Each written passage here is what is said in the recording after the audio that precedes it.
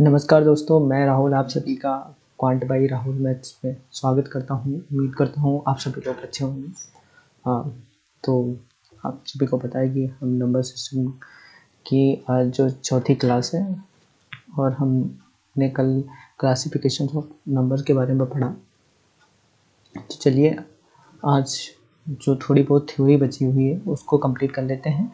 फिर जो भी नंबर सिस्टम से रिलेटेड क्वेश्चन बन सकते हैं प्री क्लासिफिकेशन ऑफ नंबर से प्रीवियस ईयर और जो रिसेंट एग्जाम में आए हुए हैं उनको कवर करेंगे। तो चलिए शुरू करते हैं। सबसे पहले तो हम जानते हैं हमारा एक रह गया। तो एक के बारे में ये कहते हैं कि यह ना तो भाज्य है और ना ही अभाज्य।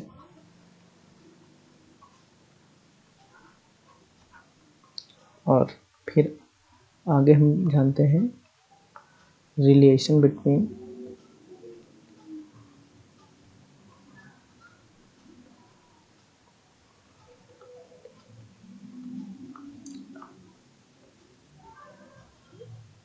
होल नंबर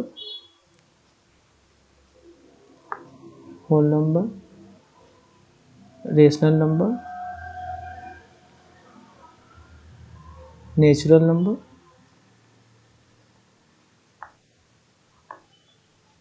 और इंटीजर्स।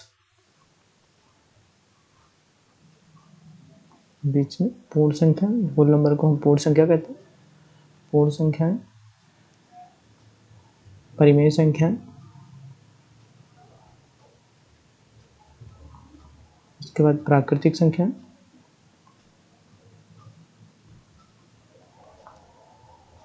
और पूर्णांक।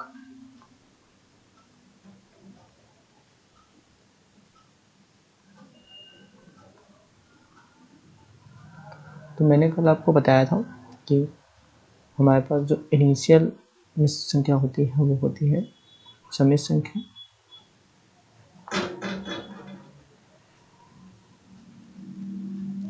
जिसको कि हम कॉम्प्लेक्स नंबर कहते हैं।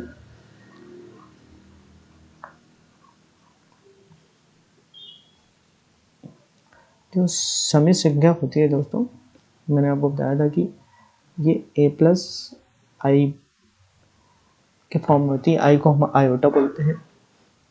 तो इसका जो a पार्ट होता है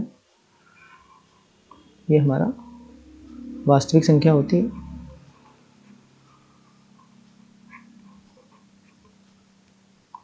जिसे कि रियल नंबर कहते हैं। और जो इसका बी आई बी पार्ट होता है ये इसका काल्पनिक नंबर होता है, काल्पनिक संख्या, जिसे कि इमेजिनरी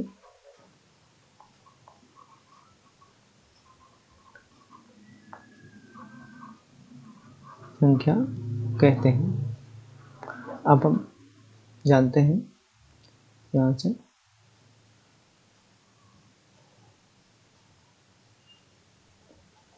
सपोज दैट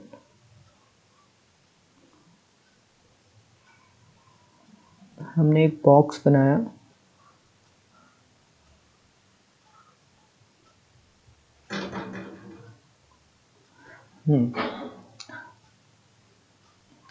तो सपोज दैट मैंने एक बॉक्स बनाया। ये सारी इस बॉक्स के अंदर जो है वो सारी वास्तविक संख्याएं हैं। वास्तविक संख्याएं हमारी कहाँ से कहाँ तक होती है? Minus infinite two plus infinite तक। तो सबसे पहले हम लेते हैं नेचुरल नंबर, उसके बाद होल नंबर, फिर आते हैं हमारे इंटीजर और फिर आता है हमारा रेशनल नंबर। साइड में हमारा आ जाता है इरेशनल नंबर, मतलब अपरिमेय संख्या। तो इस वेन डायग्राम के थ्रू हम रिलेशन को समझ सकते हैं। जैसे कि अगर आपसे पूछ दिया जाए कि क्या सारे होल नंबर नेचुरल नंबर हैं, तो क्या आप देख सकते हैं ग्राफ में, क्या सारे होल नंबर नेचुरल नंबर हैं? नहीं। हाँ, ये सही है कि सारे नेचुरल होल नंबर है और सारे होल नंबर इंटीजर हैं और सारे इंटीजर रेशनल हैं और सारे रेशनल नंबर वास्तविक संख्या हैं और सारे रेशनल भी वास्तविक संख्या है। बट क्या सारे रेशनल नंबर इरेशनल है? नहीं है। रेशनल और इरेशनल के बीच में कोई भी संबंध नहीं है। तो इस वेन ग्राफ को ठीक से समझ लीजिएगा। स्टेटमेंट के तौर पर क्वेश्चन आपसे पूछे जा सकते हैं, तो इस चीज़ को याद कर लीजिएगा। अब हम आगे बढ़ते हैं और पढ़ते हैं रिकरिंग डेसिमल के बारे में।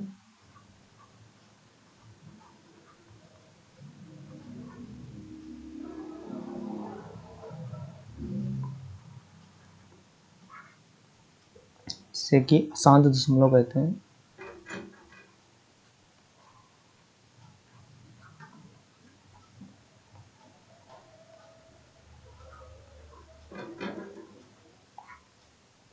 हैं। तो इसमें दो टाइप करते हैं। पहला जो होता है कि पॉइंट हमने ए पे बार लगा दिया, दूसरा पॉइंट ए बी पे बार लगा दिया, तीसरा पॉइंट ए बी सी पे बार लगा दिया। तो इनको हम लिखते हैं A/9, इसको लिखते हैं AB/डबल 9 और इसको लिखते हैं ABC/ट्रिपल। तो चलिए समझते हैं इनको। तो पहला केस समझते हैं। सपोज दैट हमने किसी को लिख दिया 7 7 7 7, कंटिन्यू रिपीट हो रहा है, तो हम इसको x बराबर मान लेते हैं। फिर हम सॉल्यूशन की दृष्टि से इसको 10 से मल्टीप्लाई कर लिया 10x। तो यहाँ पर जब इसमें 0.7 में 10 का मल्टीप्लाई हो जाएगा तो ये आ जाएगा 7.777 डॉट डॉट डॉट, ऐसे ही चला जाएगा। तो अब हम अगर इन दोनों को घटाते हैं तो यहाँ से निकल के आएगा 9x इक्वल टू, ये पार्ट ये सारा पार्ट इससे कैंसिल हो जाएगा, तो हमारे पास केवल बचेगा 7। तो x बराबर आ जाएगा 7/9। तो हमने पहला केस समझा। अब हम दूसरा केस समझते हैं। दूसरा case suppose that double digit में अगर रिपीट हो रहा है 31 31 31 31 डॉट डॉट डॉट, तो इसको अगर हमने x बराबर मान लिया तो यहाँ पर अब हम डबल डिजिट को हटाने के लिए 100 से मल्टीप्लाई करेंगे। 100 से मल्टीप्लाई किया तो यहाँ पर आ जाएगा 31.313131 डॉट डॉट डॉट। तो ये वाला पार्ट हमारा इस पार्ट से कैंसिल होगा जब हम इसमें से इसको सब्ट्रैक्ट करेंगे, तो हाँ यहाँ से निकल के आएगा 99x इक्वल टू 31। तो यहाँ से x बराबर निकल के आ जाएगा 31/99। आई होप आपको समझ में आया होगा कि किस प्रकार से हम इसका सॉल्व करते हैं। तो चलिए आगे बढ़ते हैं। दूसरा केस लेते हैं। इसका दूसरा केस होता है कि अगर पॉइंट ए बी पे बार लगा दिया, फिर दूसरा पॉइंट ए बी सी लिख दिया और सी पे बार लगा दिया, और तीसरा पॉइंट ए बी सी और बी सी पे बार लगा दिया। ये बनता है पहला ए बी, जिसमें बार निकलेगा उसको हटा देंगे और नीचे 90। इसके बाद ए बी सी, बार किसमें नहीं लगा, ए और बी में, इसको तो 900। उसके बाद इसमें क्या करेंगे, ए बी सी, बार किसमें नहीं लगा, केवल ए में, तो 990।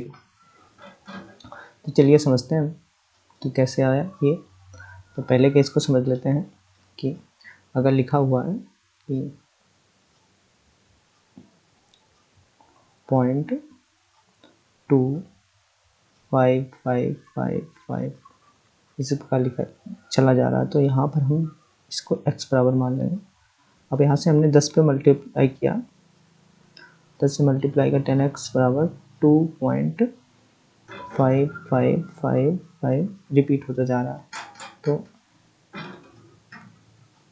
यहाँ से क्या इसको घटाने से हमारे पास कुछ निकल रहा नहीं निकला, तो यहाँ पर हम 100 से और मल्टीप्लाई करेंगे। 100x इक्वल टू 25 5 5 5 रिपीट हो जाए। अब जब हम इसमें से इसको घटाएंगे तो निकल के आएगा 90x इक्वल टू 23। ये पार्ट है, इससे कैंसिल हो जाएगा, तो x बराबर निकल के आ जाएगा 23/90। तो देखिए ये निकल गया। अब जैसे यहाँ पर लिखा होता, यहाँ से हम अगर डायरेक्ट इसको सॉल्व करते तो 2.25 पे बार, तो हम 25 में से 2 माइनस करते और नीचे 90, तो हमारे पास डायरेक्ट आ जाता है 23/90। तो इसी प्रकार से आगे बनी हुई सारी जो भी फॉर्म है इनको हम आगे निकाल लेंगे। और चलिए अब हम क्वेश्चन प्रैक्टिस करते हैं जो भी इनसे रिलेटेड है। तो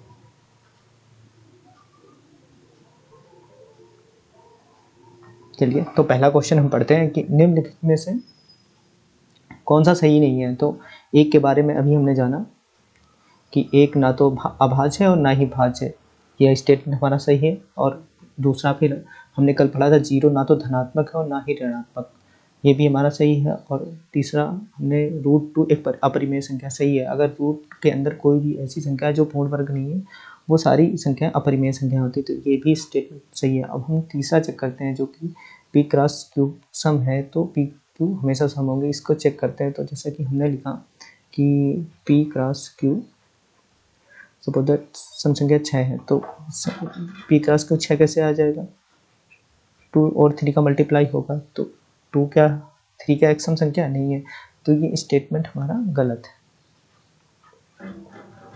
p क्रॉस q हमेशा सम नहीं हो सकती।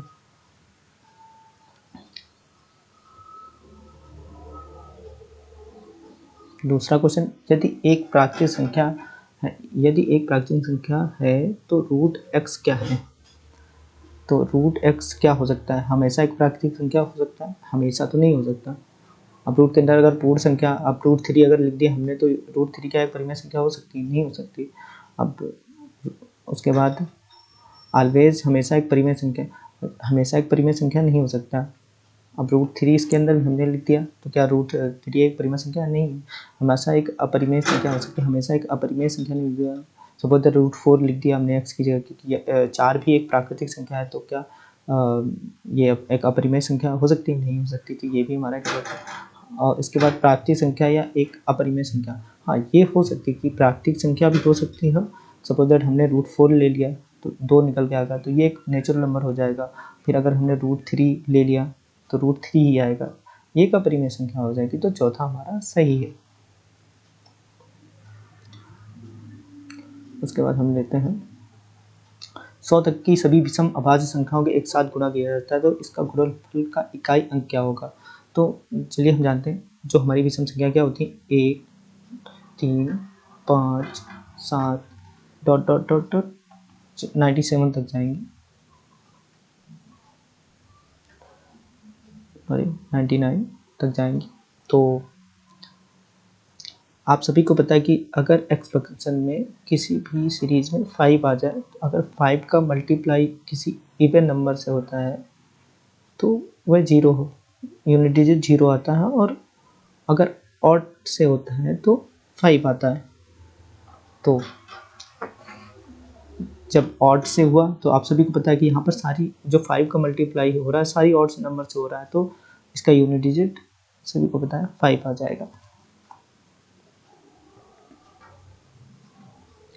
तो इस क्वेश्चन को सॉल्व करने से पहले मैं बता दूं आपको कि दुनिया में एकमात्र ऐसा प्राइम नंबर का सेट है जिसमें 2 का डिफरेंस होता है, जो कि केवल एक है, 3 5 और 7। इसके अलावा कोई भी प्राइम नंबर का सेट नहीं बनता जो कि 3 5 7 2 के डिफरेंस में बनता हो। तो अब जबकि हम जान गए कि एक मात्र सेट है, तो एक्स की जगह क्या आ जाएगा 3, यहाँ पर 5 और यहाँ पे 7, तो एक्स की वैल्यू क्या निकल के आ जाएगी 3।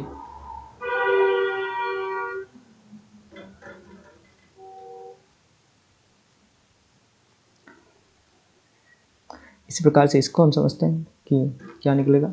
यहाँ पर इसके बराबर हम यहाँ पर भी डिफरेंस 3 का है, 2 का है, सॉरी 2।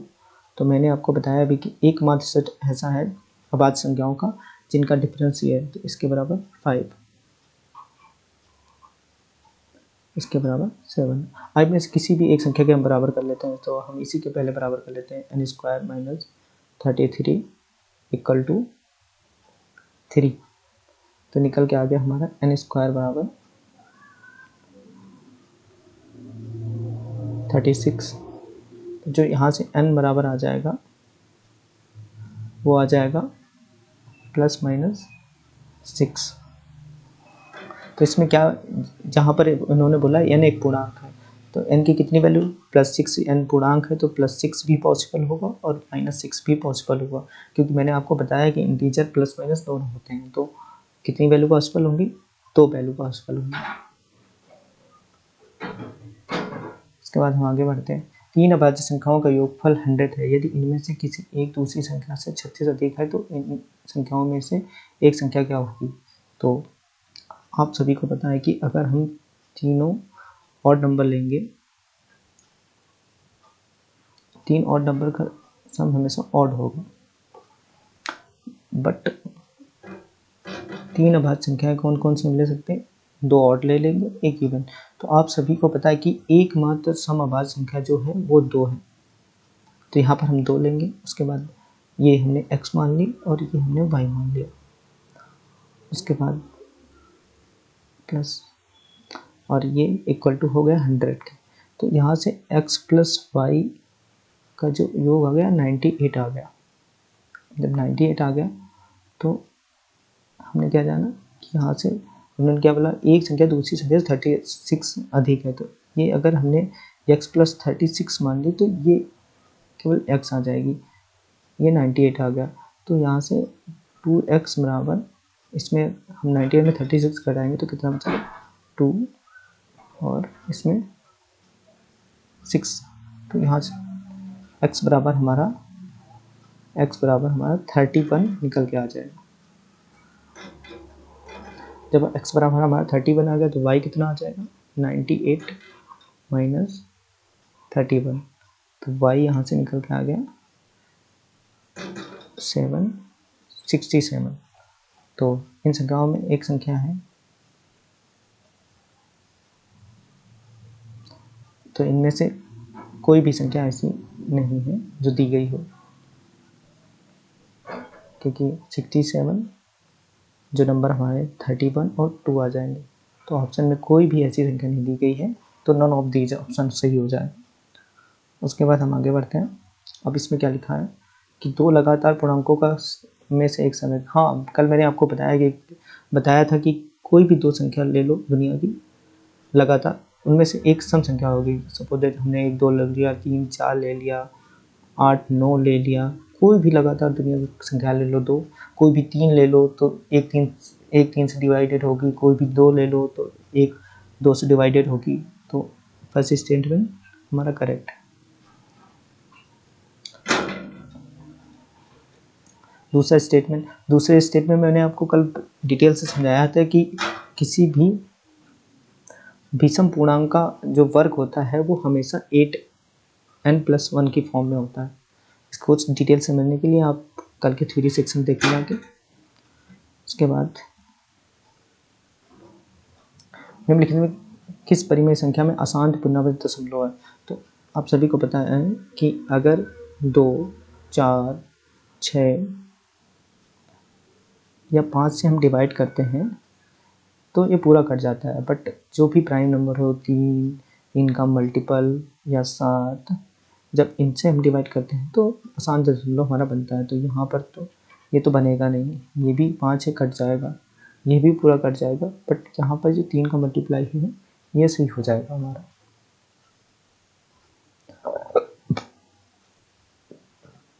अब इसमें क्या बोला है कि 2 पूर्णांक p और q जो कि सापेक्षता अभाज्य है, मतलब सहअभाज्य संख्या के संदर्भ में निम्नलिखित विचार कीजिए। तो p और q, पहला स्टेटमेंट है p और q दोनों अभाज्य संख्या हो सकती हैं। हाँ बिल्कुल हो सकती हैं। कल मैंने आपको बताया था कि सपोज दैट 3 5 ले लिया मैंने, ये हो सकती हैं, पी और क्यू दोनों भाज्य हो सकती हैं, बिल्कुल हो सकती हैं। 9 25 ले लिया। अब देखो इनका एचसीएफ 1 है कि नहीं है। मैंने कल आपको बताया था कि कोई भी दो कोप्राइम नंबर होती है उनका एचसीएफ है। इसका भी एचसीएफ 1 है, इसका भी एचसीएफ, मतलब ये भी स्टेटमेंट सही है। अब जो तीसरा स्टेटमेंट पी और क्यू में से एक अभाज्य संख्या दूसरी भाज्य, हाँ बिल्कुल हो सकती है। जैसे हमने 9 और 11 ले लिया, तो इनमें से एक भाज्य है एक अभाज्य है, तो हमारे तीनों स्टेटमेंट सही हैं। डी ऑप्शन अपना सही है। मैं फिर भी बता दे रहा हूँ, अगर इन क्वेश्चन को आप समझना है, सारे थ्योरी वाले क्वेश्चन आपको, तो मेरी प्रीवियस जो 3 क्लासेस हुई आपको उनको जाके पढ़ना पड़ेगा, तभी आपको इस क्वेश्चन के बारे में कुछ समझ में आएगा। तो चलिए नेक्स्ट क्वेश्चन अपन करते हैं। 2 से अधिक दो अभाज्य संख्याओं का अंतर 2 से विभाज्य होता है। ठीक है, अगर हमने 2 से बड़ी अभाज्य संख्या ले ली 3 और 5, तो इनका डिफरेंस हम देखते हैं कितना आता है, 2। तो ये 2 से विभाज्य है कि नहीं, हाँ विभाज्य। इसके अलावा हमने 5 और 7 ले ली, तो ये भी डिफरेंस आया 2। तो ये बात एकदम सही है कि 2 से अधिक किन्हीं भी दो अभाज्य संख्याओं का अंतर 2 से विभाज्य होता है। अब दूसरा है, दो भिन्न पूर्णांकों m और n एक अभाज्य संख्या p के लिए यदि p गुणनफल m क्रॉस n को विभाजित करता है, तो p या तो m को या तो n को विभाजित करता है। तो देखिए ये स्टेटमेंट अपन यहाँ पर समझते हैं कि अगर p क्रॉस q कोई नंबर है, यहाँ पर m इंटू n को हम इस नंबर से p से डिवाइड करते हैं, तो इन दोनों संख्याओं के बीच में कोई कॉमन तो है नहीं, क्योंकि ये अभाज्य संख्या है। दो अभाज्य संख्याएं सपोज दो इनके बीच में कोई कॉमन होता है नहीं, दो अभाज्य संख्याओं के बीच में कोई। तो क्या बोल रहा है कि m n एक अभाज्य संख्या p के लिए यदि p का गुणनफल m क्रॉस n है को विभाजित करता है, तो p या तो m को या तो n को विभाजित करता है। तो यहाँ पर देखो, या तो p विभाजित कर रहा है, या तो p m को करेगा या फिर n को करेगा। इनके बीच में कोई कॉमन तो है नहीं, तो स्टेटमेंट बिल्कुल करेक्ट है। अब इसके बाद यदि एक संख्या 6n-1 के रूप में है, तब ये एक अभाज्य। कल मैंने आपको बताया था कि कोई भी जो अभाज्य संख्या होती है वो हमेशा 6n या तो 6n+1 या 6n-1 के फॉर्म में होती है। हम ये नहीं कह सकते कि कोई भी संख्या अभाज्य संख्या 6n+1 में होगी या फिर पर्टिकुलर 6n-1 में। हम या इसको या तो ये कह सकते हैं कि 6n+1 या 6n-1 के फॉर्म में होगी, तो ये स्टेटमेंट हमारा गलत है। उसके बाद 3 अभाज्य संख्याओं का केवल ऐसा समस्या है जिसमें दो निकटवर्ती अभाज्य संख्याओं में 2 का अंतर है। अभी मैंने बताया था कि दुनिया का एकमात्र समस्या ऐसा है 3, 5, 7 का, जिनके बीच में डिफरेंस 2 है। तो ये भी हमारा स्टेटमेंट सही है।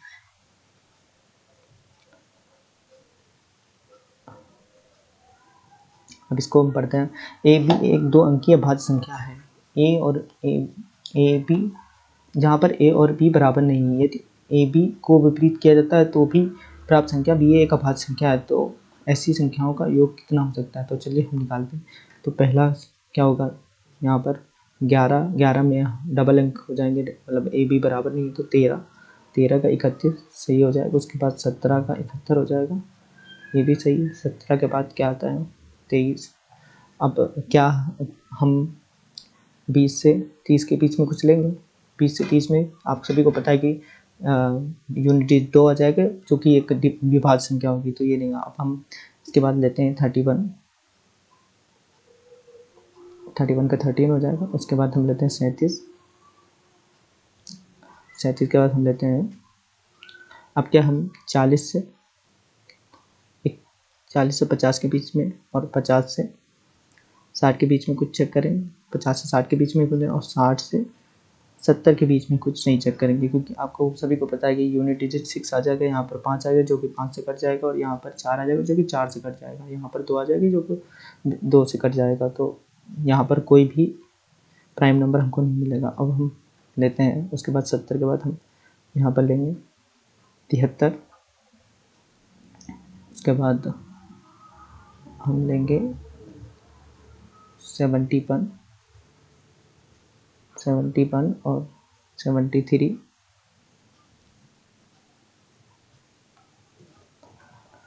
और उसके बाद हम लेंगे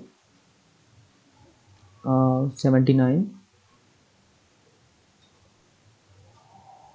उसके बाद आप सभी को पता है कि हम 70 से अगर 80 के बीच में चेक करेंगे तो क्या होगा, यूनिट डिजिट 8 आ जाएगा जो कि विभाज्य होगा। तो उसके बाद हम लेंगे 97। आप इनको जोड़ो, कितना आएगा टोटल। तो कुल है से कितने नंबर गए, 2 2 4 2 6 2 8 नंबर हमारे पास निकल पाए। तो इनका योग क्या होगा, 10 11 11 7 18 18 और 1 19 19 3 22 और 9 31 7 38 8। उसके बाद हाथ से लगा 3 3 1 4 5 5 3 8 3 11 7 18 7 कितने 25 25 7 32 32 9 41। तो ऐसी जो संख्याएं बनेंगी उनका योग आ जाएगा 418। आई होप आपको समझ में आया होगा। अब इसमें क्या बोला है, यदि m 0 और 50 के बीच अभाज्य संख्या है और n 50 और 100 के बीच अभाज्य संख्या है तो m माइनस।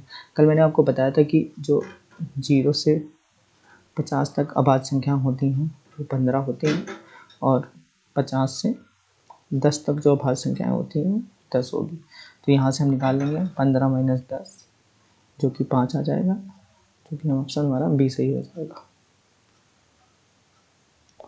अब 3 नंबर जो एक दूसरे के सहभाज्य हैं ऐसे हैं जैसे कि पहले 2 का गुणनफल 286 है और अंतिम 2 का गुणनफल 770 है। तो ये हमारा को प्राइम से रिलेटेड क्वेश्चन, इसको हम बाद में करते हैं।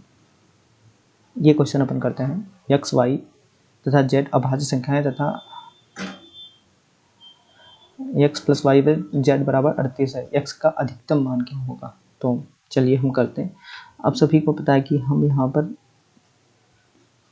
z को 2 मानेंगे, उसके बाद जो x प्लस वाई आ जाएगा वो हमारा 38 है। तो x प्लस वाई की वैल्यू जो निकल के आएगी वो निकल के आ गई 36।